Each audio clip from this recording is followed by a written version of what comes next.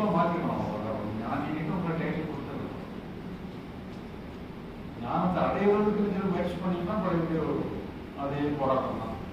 உங்களுக்கு நீங்களே சண்டை போட்டுட்டு எத்தனை ஆய்வுகள் எடுத்து எத்தனை பேரை எடுத்து சண்டை போட்டாலும் இந்த நிலைக்கு வரும்.